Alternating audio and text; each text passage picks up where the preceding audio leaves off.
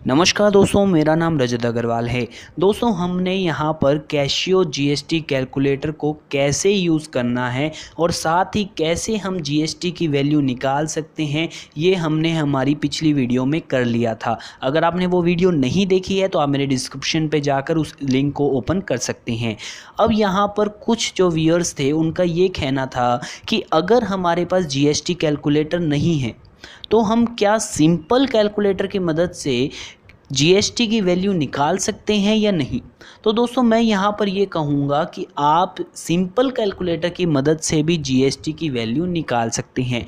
तो आज का हमारा जो टॉपिक है वो ये है कि हम कैसे सिंपल कैलकुलेटर की मदद से जीएसटी की वैल्यू निकाल सकते हैं। तो आइए दोस्तों, इस वीडियो को शुरू करते हैं। तो ये रहा दोस्तों हमारा सिंपल कैलकुलेटर। अब यहाँ पर हम वही क्वेश्चन करेंगे जो हमने जीएसटी कैलकुलेटर के अंदर किया था। दोस्तों, शुरू करने से पहले मैं एक बात बोलना चाहूँगा कि इस वीडियो को लास्ट तक ज़रूर देखना। मैं इसलिए बोल रहा हूँ क्योंकि लास्ट तक आपको यहाँ पर इम्पोर्टेंट चीज़ बताई जाएगी। अगर आप वो नहीं सुनेंगे तो आपको यहाँ पर क्वेश्चन का आंसर सही नहीं आएगा। तो इसलिए आप वीडियो लास्ट तक ज़रूर देखें इस वीडियो को। तो आइए शुरू करते हैं। तो यहाँ पर आपको सबसे पहले क्या करना है, यहाँ पर फर्स्ट प्रोडक्ट देखना है। फर्स्ट प्रोडक्ट की वैल्यू 100 रुपीज़ है, तो आप डायरेक्टली 100 रुपीज़ इनपुट कर दीजिए। तो आइए करते हैं, 100 रुपीज़ इनपुट कर दिए हैं हमने। अब यहाँ पर हमने 100 इनपुट कर दिया है। अब हमें यहाँ पर टैक्स रेट है वो 0% दी गई है।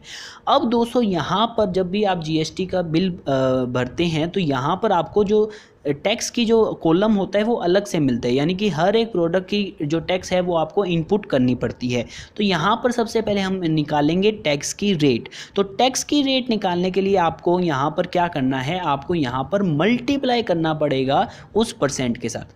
अब दोस्तों, यहाँ पर मैंने एक वीडियो बनाई थी परसेंटेज निकालने के लिए कि हम कब प्लस माइनस मल्टीप्लिकेशन डिवाइड का यूज़ करें परसेंटेज निकालते वक्त। तो अगर आपने वो वीडियो नहीं देखी है तो मैं डिस्क्रिप्शन पे लिंक डाल दूंगा, तो आप उस वीडियो को ज़रूर देखिए अगर आपको परसेंटेज निकालने में दिक्कत आती है। तो आज टॉपिक पे आते हैं। तो यहाँ पर सबसे पहले आपको देखना है टैक्स रेट। तो टैक्स रेट है 0%। तो आपको क्या करना है, मल्टीप्लाई करना है 0% से। आपने मल्टीप्लाई कर दिया है तो यहाँ पर आपको टैक्स की रेट फाइन मिल गई है। अब टैक्स की रेट हमारे पास आ गई है जो कि है 0 रुपीज़। तो आप वहाँ पर डायरेक्टली इनपुट कर सकते हैं। इनपुट करने के बाद आपको क्या करना है, आपको इसके अंदर ग्रॉस वैल्यू को ऐड करना है।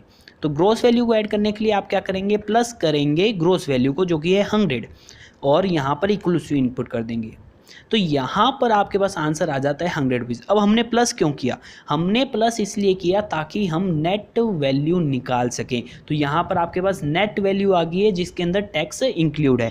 तो आपके पास 100 रुपीज़ आ गई है। अब हमारा फर्स्ट प्रोडक्ट कंप्लीट हो गया है। अब आपको यहाँ पर क्या करना है, यहाँ पर आपको एम प्लस इनपुट करना है। जी हाँ दोस्तों, यहाँ पर हम एम प्लस एम माइनस की मदद से जीएसटी की वैल्यू निकालेंगे। तो हम एम प्लस इनपुट करते हैं, तो हमने यहाँ एम प्लस इनपुट कर दिया है। अब ये हो गया है। अब हम नेक्स्ट प्रोडक्ट पे जाते हैं जो कि है y। तो y की जो ग्रॉस वैल्यू है वो है 120। अब यहाँ पर कैलकुलेटर को छेड़ना नहीं है, डायरेक्टली यहाँ पर 120 इनपुट करना है। तो आइए करते हैं, 120 यहाँ पर इनपुट कर दिया है। अब आपको टैक्स रेट दिया गया है 5%, यानी कि हमें टैक्स की रेट फाइंड करनी है। तो टैक्स की रेट फाइंड करने के लिए हमें क्या करना है, मल्टीप्लाई करना है टैक्स की रेट से, तो जो कि है 5%। तो हम करते हैं 5 और परसेंट साइन इनपुट कर देंगे। अब आप देख सकते हैं यहाँ पर हमें टैक्स की रेट फाइंड हो गई है जो कि है 6 रुपये। तो यहाँ पर आप 6 रुपये इनपुट कर दीजिए। अब आपको सेकंड स्टेप क्या बताया था मैंने कि यहाँ पर आपको ग्रॉस वैल्यू को ऐड करना है। तो हम प्लस करेंगे 120 को और इक्वल टू साइन प्रेस करेंगे। तो यहाँ पर आपको आंसर आता है 126, यानी कि ये हमारी नेट वैल्यू है। अब हमारा ये भी क्वेश्चन हो गया है। ये क्वेश्चन पूरा करने के बाद फिर हम एम प्लस साइन को दबाएंगे। तो आइए करते हैं, एम प्लस हमने दबा दिया है। इसी तरीके से तीसरा क्वेश्चन करेंगे, अब थोड़ा फास्टली करेंगे। तो ग्रॉस वैल्यू दी गई है 200 रुपीज़, परसेंट रेट दी गई है, टैक्स रेट दी गई है 12%। तो हम मल्टीप्लाई करेंगे 12%। हमारे पास टैक्स की रेट आ गई है तो हम यहाँ इनपुट कर देंगे 24। उसके बाद हम सेकंड स्टेप क्या बताया था, हम ग्रॉस वैल्यू को ऐड करेंगे। तो ग्रॉस वैल्यू 200 रुपीज़ है तो हम 200 इनपुट करेंगे और इक्वल टू साइन प्रेस करेंगे। हमारे पास आंसर आएगा 224, यानी कि ये हमारा नेट वैल्यू है। अब हमने ये वाला क्वेश्चन भी कर लिया है। क्वेश्चन करने के बाद हम यहाँ पर इनपुट करेंगे एम प्लस। इसी तरीके से ए प्रोडक्ट की वैल्यू 350 है तो हम 350 इनपुट करेंगे। परसेंट रेट कितनी दी गई है, टैक्स रेट 18%, तो मल्टीप्लाई करेंगे 18% ताकि हम टैक्स की रेट निकाल सकें जो कि है 63, तो हम यहाँ 63 इनपुट कर देंगे।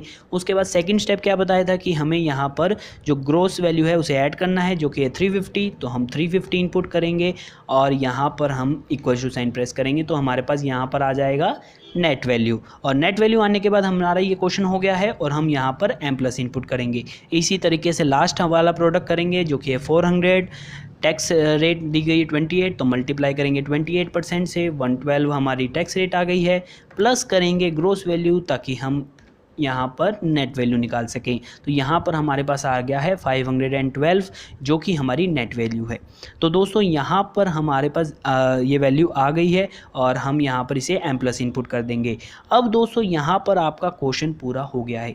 अब आपको यहाँ पर आंसर के लिए क्या करना है, यहाँ पर आपको इनपुट करना है MRC बटन। तो यहाँ पर हम MRC बटन इनपुट करेंगे, तो आइए करते हैं। देखिए दोस्तों यहाँ पर आपको नेट वैल्यू जो एक्चुअल में नेट वैल्यू आनी थी वो आ गई है जो कि है 1375 रुपीज़। बिल्कुल आसानी से आपने इसे निकाल लिया है। अब यहाँ पर क्वेश्चन आता है कि अगर आप टोटल टैक्स वैल्यू निकालना चाहते हैं तो क्या करेंगे।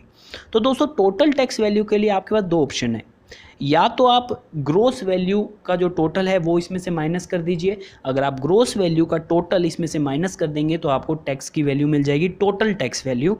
या दूसरा ऑप्शन ये है कि जो आपने टैक्स की रेट निकाली है आप उसका टोटल कर लीजिए तो आपको टोटल टैक्स की वैल्यू मिल जाएगी। तो यहाँ पर मैं अभी जो ग्रोस वैल्यू है वो माइनस कर देता हूँ इसमें से, तो हम फटाफट माइनस कर देते हैं। 120, 200, 350 एंड 400। तो यहाँ पर हमारे पास आंसर आता है 205, यानी कि ये हमारी टोटल टैक्स वैल्यू है। तो इस तरीके से आप बिल्कुल आसानी से सिंपल कैलकुलेटर की मदद से ये निकाल सकते हैं। वेट अ मिनट, कहीं जाइएगा नहीं दोस्तों, यहाँ पर एक चीज़ बताना बहुत ज़रूरी है प्लीज़। तो यहाँ पर आपने ये क्वेश्चन पूरा कर लिया है। अब आप अपनी स्क्रीन पे देख सकते हैं यहाँ पर M इनपुट हुआ है, मतलब यहाँ पर M यहाँ पर आप शो हो रहा है। तो यहाँ पर आपके कैलकुलेटर के अंदर जो आपने आंसर निकाला है वो इसके अंदर मेमोरी जो है वो सेव है। यानी कि अगर यही क्वेश्चन आप वापस से कैलकुलेटर में M+M- की मदद से करेंगे तो आपका आंसर गलत आएगा। तो इसका मतलब ये है कि आपको हर क्वेश्चन करने के बाद मेमोरी को इरेज करना बहुत ज़रूरी है। तो मेमोरी को कैसे इरेज करेंगे, तो मेमोरी को इरेज करने के लिए आपको क्या करना है, आपको MRC बटन को 2 बार इनपुट करना है। तो आइए करते हैं 1 और 2। देखिए दोस्तों यहाँ से M जो है वो हट गया है और जो मेमोरी सेव थी वो आपके सामने आ गई। अब आप वापस से कैलकुलेटर ऑन कीजिए। अब देखिए यहाँ पर M नहीं लिखा हुआ है। अब आप कोई भी क्वेश्चन बिल्कुल आसानी से कर सकते हैं और आपका आंसर बिल्कुल सही आएगा। अगर दोस्तों इसमें अभी भी आपको कोई डाउट आता है, यानी कि अगर आप कोई क्वेश्चन कर रहे हैं और अगर फिर भी आपको कोई डाउट आता है तो आप मुझे कमेंट जरूर कीजिए। धन्यवाद दोस्तों इस वीडियो को देखने के